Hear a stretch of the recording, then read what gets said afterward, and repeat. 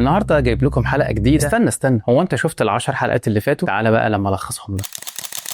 اخطر حاجه في الغربه مش قله الفلوس ولا اللغه بتاعتك ولا حتى الوحده، اخطر حاجه اقول لك عليها في اخر الحلقه. سيب الحلقه دي عندك عشان فيها تجميعها حلو. حبيت ان انا اعمل لكم ملخص سريع للحلقات اللي فاتت عشان اللي دخل القصه من النص ما يتوهش مني. انا حكيت لكم تقريبا 5 سنين من حياتي في 10 حلقات. 10 حلقات يا عم، عملنا 10 حلقات عادي الحمد لله، فضل يرجع لربنا ثم لي. شكرا جدا لدعمكم ليا. ال5 سنين دول كانوا مليانين تعب، شغل، فلوس، ناس جديده، قرارات، شويه منها كان صح واكيد شويه منها كان غلط. انا لما سافرت امريكا ما كنتش اعرف اي حاجه، لما قررت ان انا اقعد في امريكا برضه ما كنتش اعرف اي حاجه. مش عشان الهجره هي الحلم ولا عشان امريكا هي الجنه، بس حبيت ان انا اشوف الدنيا بعينيا بدل ما حد يحكي لي هو شافها ازاي. اللي فاكر كويس الحلقه بتاعت اول شغلانه ليا، الفرايد تشيكن مع الراجل الافغاني. اشتغلت في زيت وتعب وطلع عيني، وبعدها رحت اشتغلت مع مو في عربيه الهوت دوج في نيويورك. كنت بشوف حاجات حلوه قوي في نيويورك، بس للاسف الشغل ده تعب لي ظهري جدا. ولما رحت له السنه اللي بعدها ما كملناش مع بعض. رحت بعدها اتعرفت على فيني في سي سايد هايتس، اكتر فلوس عملتها في المكان دوت، وتعلمت كمان شويه حاجات عن البيزنس فادتني كتير بعد كده. اتعلمت كمان مهاره الهاسل، الفهلوه بتاعتنا في البيع يعني، وازاي ان انت ممكن تبيع اي حاجه لاي حد من غير ما يحس ان انت ضغطت عليه ولا اقنعته. بس كان في اجواء صعبه شويه مع الفلوس اللي كنت بعملها مع فيني. الشتاء كان قارس جدا، وكمان اللايف ستايل بتاع سي سايد هايتس ما كانش هو اللي انا كنت عايز اعيشه بعد كده في امريكا. بس اخطر حاجه في الغربه مش قله الفلوس ولا اللغه بتاعتك ولا حتى الوحده، اخطر حاجه ان انت تمشي ورا ناس مش شبهك. تصحى في يوم تلاقي نفسك حد تاني، وتتغير بالتدريج لحد ما تلاقي نفسك في سكه ما كنتش عايز تروح. طبعا ما حدش مننا ملاك والخطأ وارد. مهم جدا ان انت تحاوط نفسك بناس عندهم نفس عقليتك ونفس اهدافك، وكمان بيساعدوك عليها من غير ما يكونوا عايزين حاجه في المقابل. انا عارف ان ده صعب جدا في الزمن اللي احنا فيه، بس الصاحب ساحب، فخلي بالك كويس انت بتختار مين يكون صاحبك اللي مكمل معاك الطريق. وبرضه اتعلمت ان مش اي حد يقول لك تعالى المكان هنا جنه تصدقه وتروح، لازم تروح بنفسك وتشوف هل المكان ده هيناسب اهدافك في الفتره دي في حياتك ولا لا. دلوقتي بقى عايزك تكتب في الكومنت ايه اكتر حلقه عجبتك وليه، وايه الدرس اللي استفدته منها. تعالوا بقى الحلقه الجايه عشان نكمل الحكايه. ما تنساش تعمل لي لايك وشير. انا غلطت عشان انت تستفيد. استناني.